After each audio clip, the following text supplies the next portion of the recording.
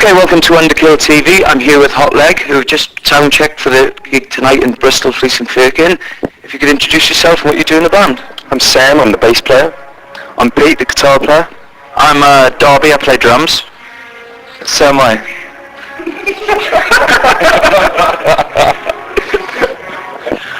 Okay, the album Red Light Fever's just gone into the shops now, and it's received glowing reviews from all the press.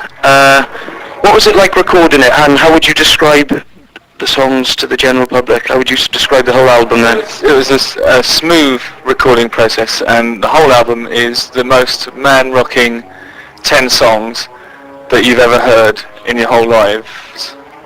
That's how I describe it to people. Don't want to add anything to that. It's got lots of solos in it, lots of songs. And the recording process was smooth. Very smooth. On Underkill TV, Joe Smith for Underkill TV, actually, when he listened to the album and reviewed it, he did explode. He said he was surprised it was a nice fresh change for nice fresh riffs and still got the dueling guitars and everything. He really enjoyed it. How did you find playing with Justin? Did you see the chemistry click straight away? Yeah, well, I pretty much learned how to play guitar from the first two Darkness records, and kind of copied that stuff, and then have kind of meeting Justin. Then we kind of known each other for a long time, and then we sort of finally got to play together. It was a really big honour for me. So it's just really exciting every time I get on stage. It's a really big buzz. It's really nice to see one of my protégés flourish in the way that Pete has as well. You've really improved over the last 6 months to a year, I think. It's really nice guitarist.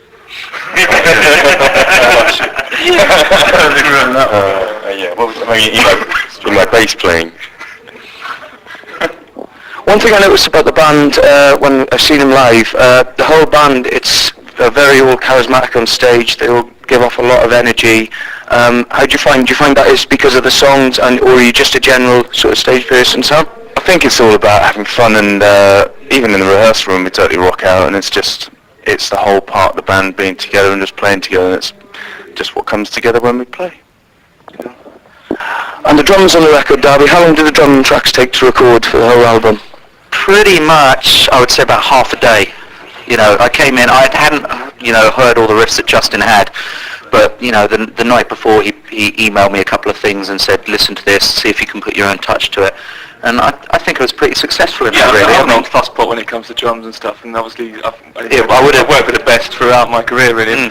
And Darby is... got a lot to live up to, but I'm doing it.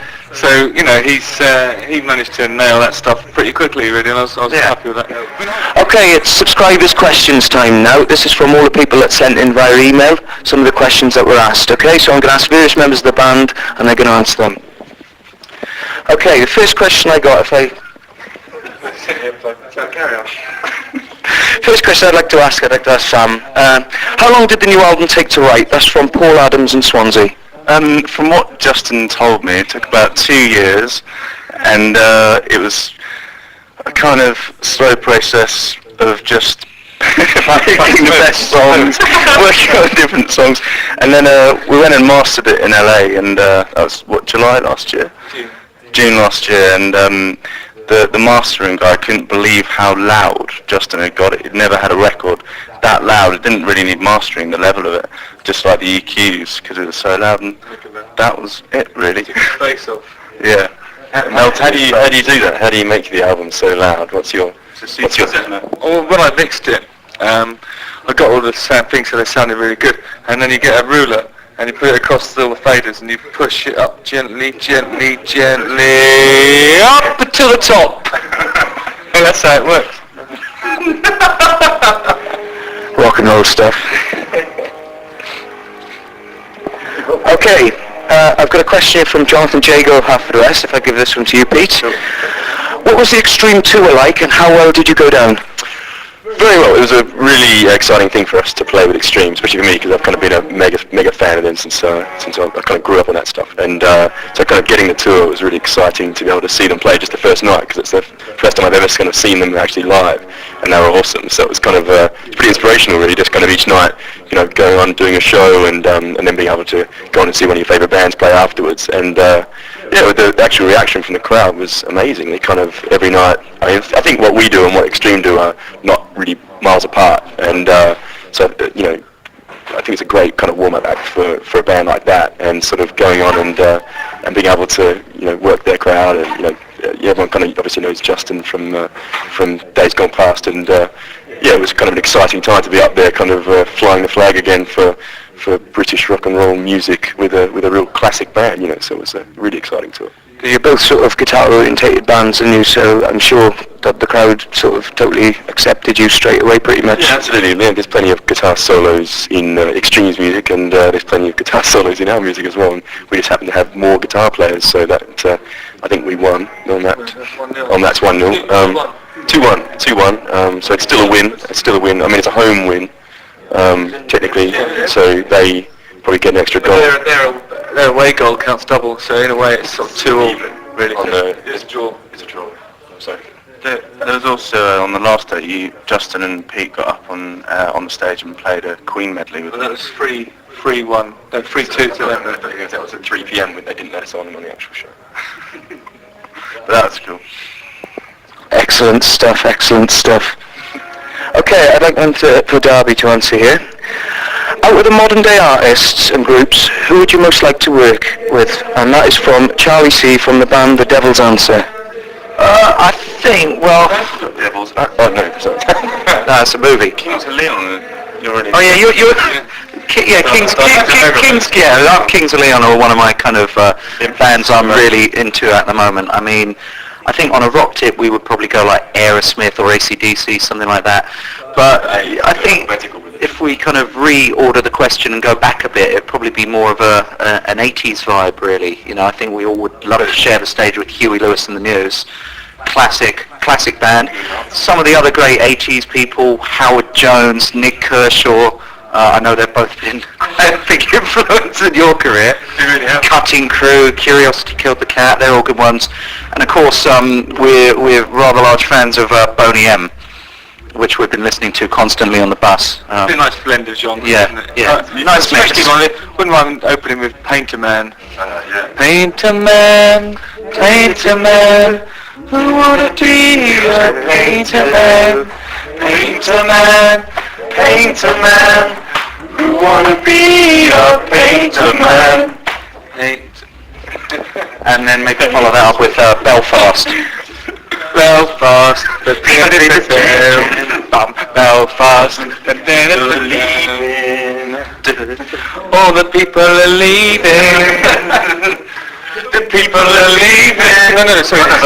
The country's deceiving. Oh, the people are leaving. I told you didn't want to answer me that question. Happy for the answer. I'd also like to work with Chevy Chase. I know it's not musical, but just as National Lampoon thing. He was in a Paul Simon video, so Call me out. Call me out. okay, you're out.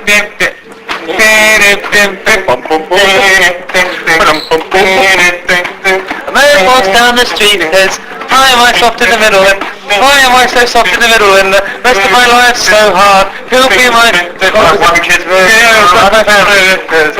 role model? My role model is gone. Roly-poly little fat-faced girl. All along there were accidents, there were allegations. And for the last question, which is for you, Justin, are there any plans to take Hot Leg to the States, Europe, or even Australia? And that's from Dan Duffy in Crondale in Wales. No.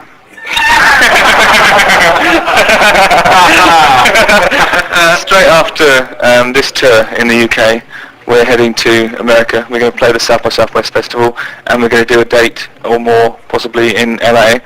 We're going to try and release the record there. We want to do Japan, Scandinavia, and Australia. Those are the immediate plans. And the rest of the world. TV sponsoring a competition to fly a lucky winner over to LA to see that show. I'll check my bank balance. Put that out there for you. Yeah, I'll check my. for that one. Yeah, thanks. I'll win the competition. Yeah, that was another one. Once again, this is Underkill TV, and I'm with Hot Leg. Thank you guys for your time, and look forward to the show tonight. Thank you. Thanks, Alice. Very nice one, mate. Thank you. Okay, it's competition time now. Here's your chance for the viewers at home to win some exclusive Hot Leg signed goodies. Just send your answers via the internet to the address below, and you can be entered in the competition to win some stuff. Here's Justin with a question for all you guys. Hi there. Our current album, Red Light Fever, is currently riding high at number 1 in the worldwide Man Rock charts. But what number did it enter the UK album chart?